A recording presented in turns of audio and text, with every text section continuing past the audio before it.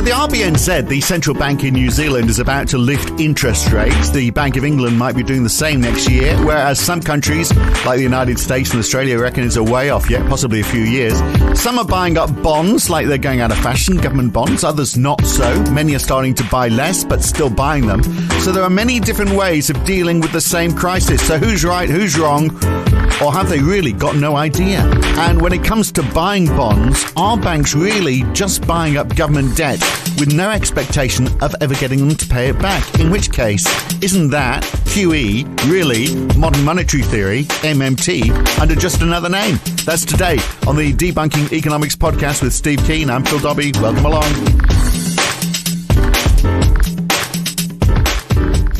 So central banks have gone all different ways in dealing with this pandemic, if they actually have any influence on it whatsoever. Almost all of them argue that they have been pumping money into the economy through quantitative easing, but are they really?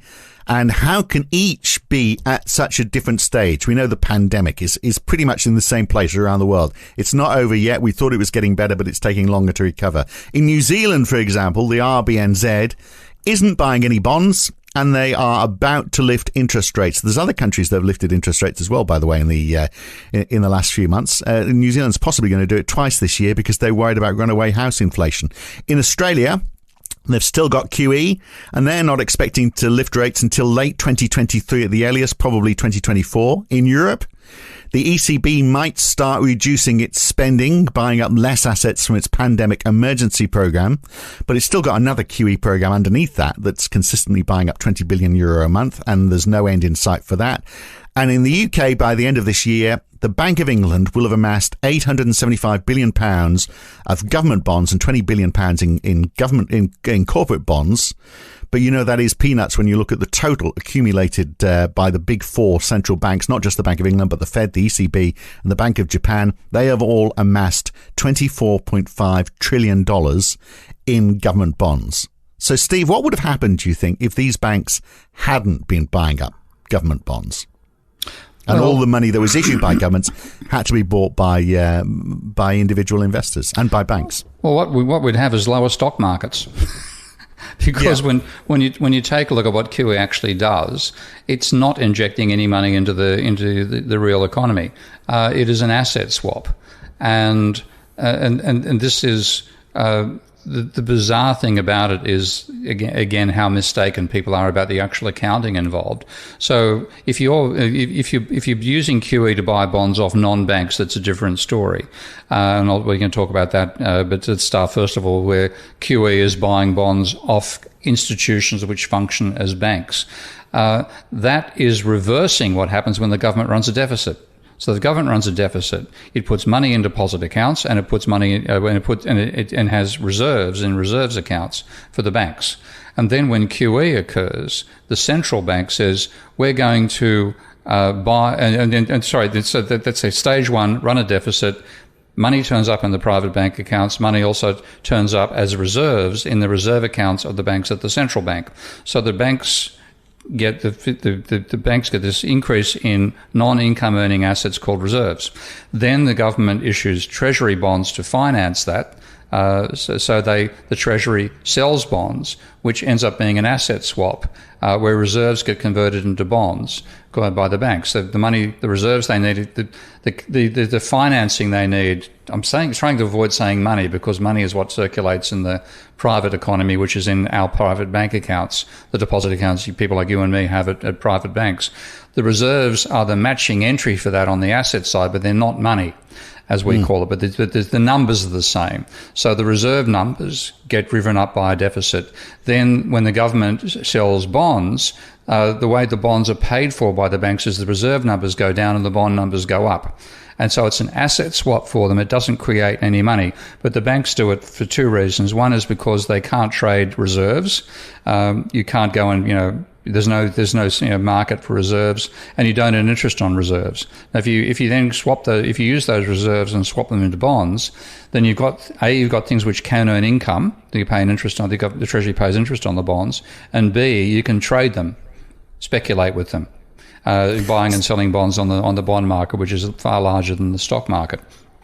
So that's so the thinking behind it is from the central banks is, well, okay, well, if we give you those reserves rather than the bonds, if we buy the bonds back off you, so you've got the reserves, their thinking is that they are going to be in a position to be able to extend more loans to help the economy recover. But that's the belief. That's why they're doing it. That's the belief. And if you read as I have, if you read the minutes of the Federal Reserve back when QE began in 2009, 2010, they're all saying it was striking to them how the banks aren't lending out these excess reserves. Well, it's not striking at all. It's effing impossible for them to lend out reserves unless people take out all bank loans in the form of cash, which is not what happens. The only way that you can reduce reserves and increase loans at the same time is if the loans are taken out in cash.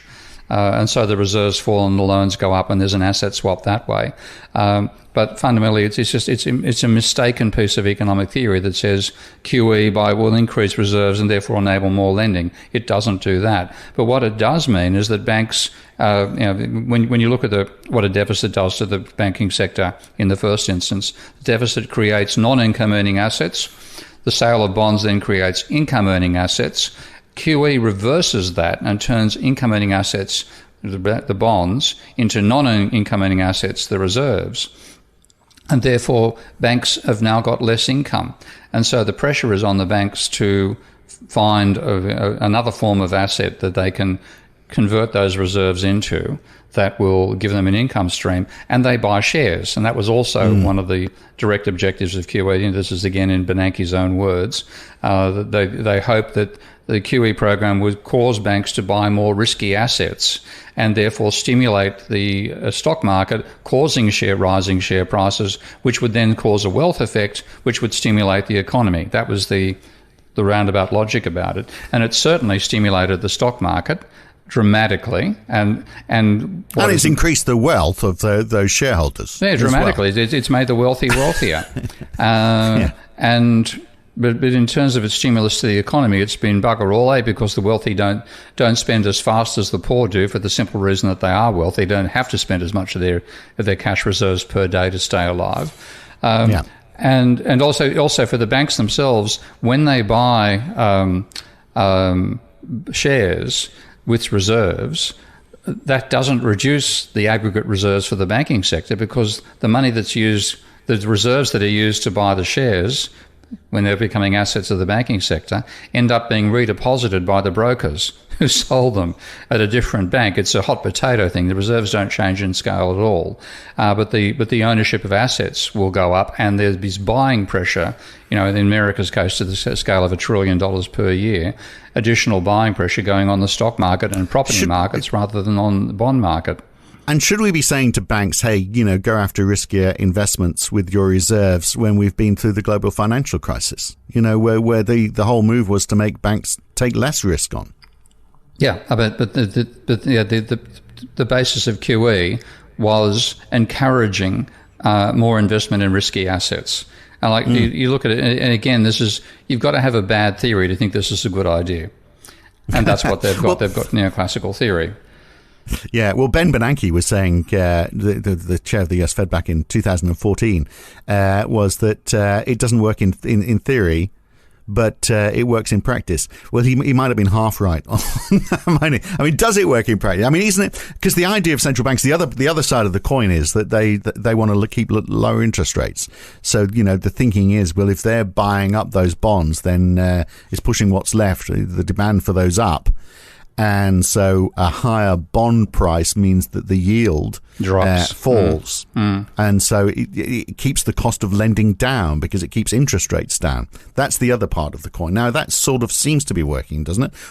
But having said that, look at Japan. It was, interest rates have been low for a very long time, haven't they? Irrespective of QE. Yeah. QE. I'll describe QE. Does it lower? I guess the question is: does QE actually lower borrowing costs? No, I don't think it does. I mean, what it does to banks is it takes an asset that's income earning out of their hands and forces them to look for another income earning asset. I mean, it can if you have the buying pressure on bonds, yes, it drives up bond prices, and that directly drives down interest rates because the interest rate is the inverse effect of the price of the bond. So yes, it does drive it down in that sense. But in terms of making it cheaper to borrow, no, it doesn't, because it not only does it reduce the income earning capacity of the banks to take bonds off their hands and give them reserves instead. It also means that with the lower income, they're going to be looking for ways they can increase their income elsewhere. And to hear more of that explanation, you'll need to listen to the full version of this podcast, where we also explore this idea that, with trillions now on the central bank's balance sheets, do they expect ever to pay that money back? And if not, isn't this really a case of modern monetary theory just by another name? You'll need to listen to the full version of this podcast to hear all of that. And to do that, you need to become a supporter of Steve Keen on Patreon. Go to https://patreon.com/Prof Steve Keen, or go to debunkingeconomics.com and subscribe there. We're back again next week with another one. I'm Phil Dobbie with Steve Keen. See you next week. Thanks for listening.